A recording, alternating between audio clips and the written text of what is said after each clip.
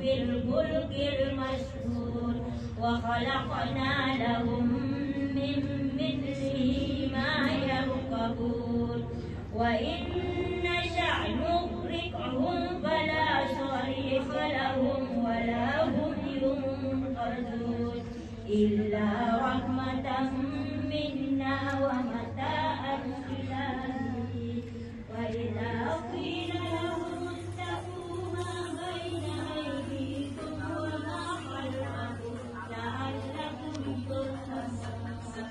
وما تأتيهم من آية من آيات ربهم في الحلق أفلا يعقلون وما علمناه الشعر وما ينبغي له إن هو إلا ذكر وقرآن مبين لينذر من كان حيا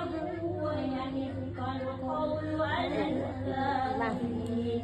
أولم يروا أنا خلقنا لهم مما عملت أيدينا أنعاما وهم لها مالكون وذللناها لهم ومنها ركوبهم ومنها يأكلون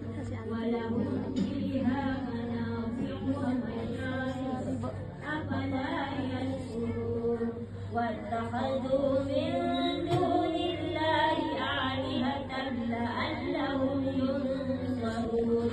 لا يستطيعون نصرهم وهم لهم جند محضرون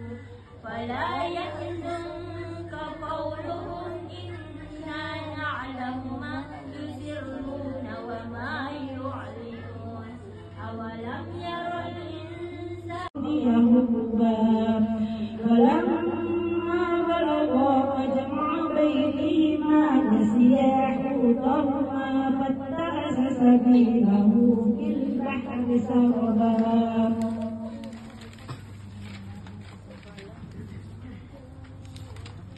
أعوذ بالله من الشيطان الرجيم فلما جاوزا قال لفتاه آتنا غداءنا لقد لقينا من سفرنا هذا نصبا قال أرأيت إذ أوينا إلى الصخرة فإني نسيت الحوت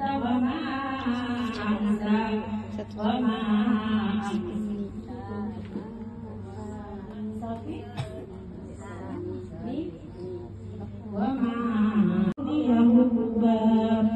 فلما بلغا مجمع بينهما نسيا حوتهما فاتخذ سبيله في البحر سربا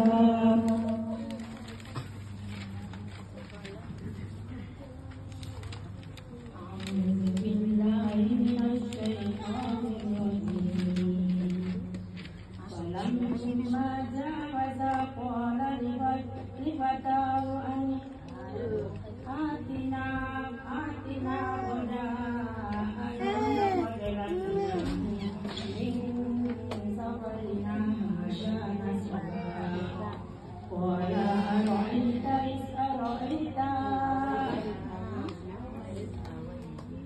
أوينا